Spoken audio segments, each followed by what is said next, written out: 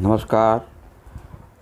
आज हम एम उत्तरार्ध द्वितीय प्रश्न पत्र आधुनिक काव्य के तहत साकेत के अगली कड़ी के तहत उर्मिला का चरित्र चित्रण पर प्रकाश डालेंगे। साकेत एक चरित्र प्रधान महाकाव्य है।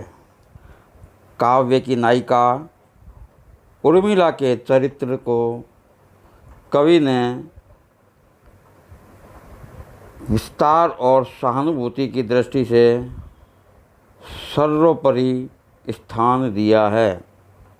अतएव उर्मिला का चरित्र लक्ष्मण, राम, सीता, भरत, कैकेयी, कौशल्या, सुमित्रा आदि पात्रों के बीच विकसित होता है।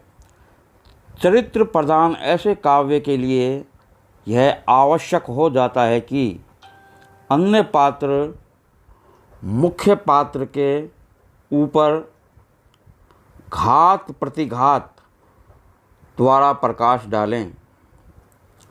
इस कसौटी पर साकेत का चरित्र चित्रण खरा उतरता है।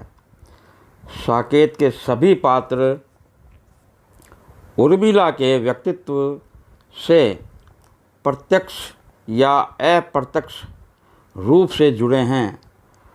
लक्ष्मण का जीवन तो उसके जीवन से छाया प्रकाश की भांति संबद्ध है। उर्मिला की चरित्रगत विशेषताएं। उर्मिला साकेत की नायिका है। साकेत की संपूर्ण कथा तथा तत्संबंधी समस्त घटनाएं उसी के इर्द गिर्द घूमती है। साकेत काव्य की तो रचना ही युगों से उपेक्षित उर्मिला की मूक व्यथा को वाणी देने के लिए हुई है। यूँ तो साकेत के सभी पात्रों के चरित्र सुंदर ढंग से निरूपित है, लेकिन उर्मिला का चरित्र काम गुप्त जी ने अत्यंत मनोयोग से किया है। सुंदर एवं आकर्षक व्यक्तित्व की स्वामिनी साकेत में उर्मिला के दर्शन प्रथम सर्ग में ही हो जाते हैं। वह अभी नववधू है और अपने आकर्षक सौंदर्य में अपने प्रिय लक्ष्मण को बांधने में समर्थ रही है। यह सजीव सुवर्ण की प्रतिभा नई आप विधि के हाथ से ढाली गई कनक लतिसा कमल सी कोमला धन्य है उस कल्प शिल्पी की कला। दाम्पत्य विनोद में कुशल।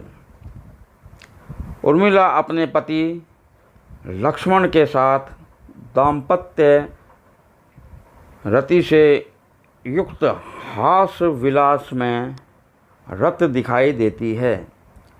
उसका दाम्पत्य जीवन प्रसन्नता तथा उल्लास से परिपूर्ण है।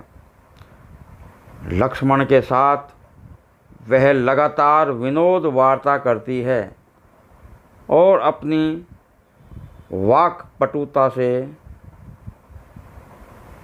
उसे छकाने का प्रयास करती है।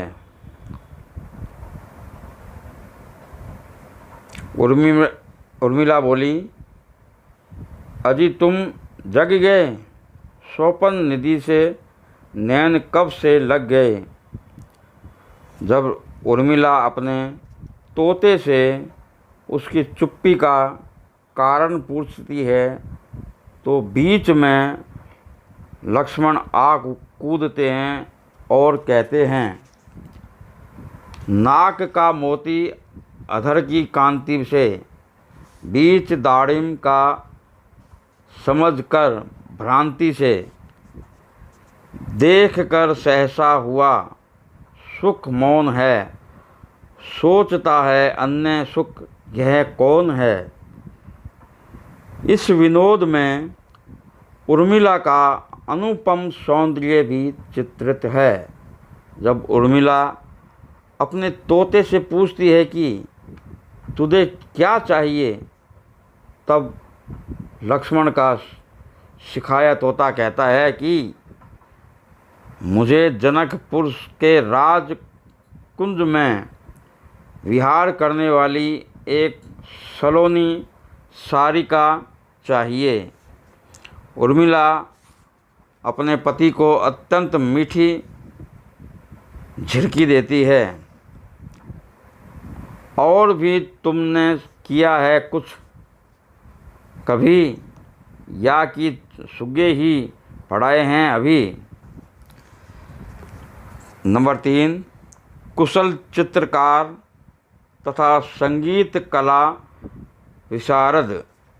उर्मिला एक कुशल गृहिणी है जो सुरुचि संपन्न और अनेक ललित कलाओं की ज्ञाता है।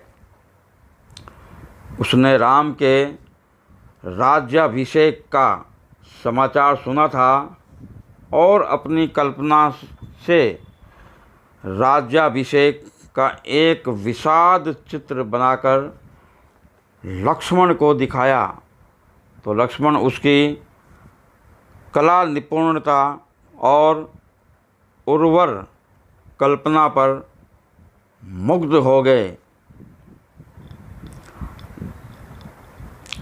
लाना लाना सखी तुली, आँखों में छवि झूली। नंबर 4, त्याग और तपस्या में प्रवृत्त। जब राम वन में जाने को तैयार हुए, तब सीता ने यह कहकर कि मेरी यही महामति है, पति ही पत्नी की गति है, राम के साथ जाने की स्वीकृति प्राप्त कर लेती है। लेकिन लक्ष्मण उर्मिला के सामने अपनी विवशता प्रकट करते हैं कि प्रभुवर बाधा पाएंगे, छोड़ मुझे भी जाएंगे। तब यह कहकर लक्ष्मण अपनी विवशता प्रकट करते हैं और अपने कर्तव्य का निर्वाहन करते हैं।